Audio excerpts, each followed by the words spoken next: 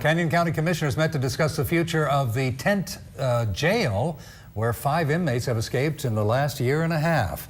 KBOI2's Morgan Wagner explains they've set a goal, but how they're going to get there is still unclear. She's live in Caldwell. Right, Brent. Everyone in today's meeting agreed on one thing. This tent is not working, and they say it needs to be returned back into a work release center. However, how they plan to do that and when they plan to do that is still unclear.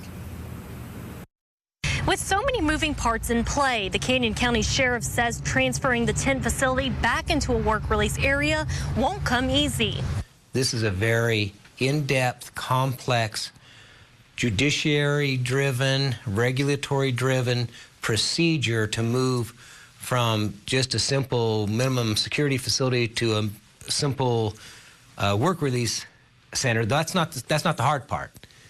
It's what do we do with all these people to get them there. Out of the 86 inmates currently being housed in the tent, Sheriff Donahue says he could house about 35 if another part of the jail was also converted back to its original use.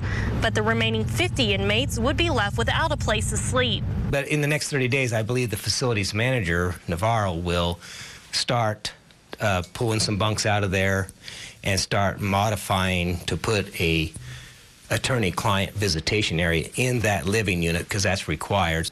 But like he also mentioned, we have people living in there. You can't just take a bunch of screwdrivers and saws in there and leave them on the floor. Other than reducing sentences, commissioners talked about moving the remaining inmates to other jails in other counties. They estimate that could cost taxpayers more than $200,000 over the next year. In the meeting, you said if it were up to you, you would move those inmates to another jail today. I would. So we're okay with spending money moving our inmates somewhere else? The citizens of Canyon County, by their votes, have stated that they would rather pay to have them housed in other places than they would to build a new facility. Security upgrades for the tent, such as adding another fence or a roof to that kitchen area, were not discussed, and Commissioner Hansen says to make sure those inmates do not escape from now on, that'll still fall on the sheriff and deputy's shoulders. Live in Caldwell, Morgan Wagner, KBOI 2 News.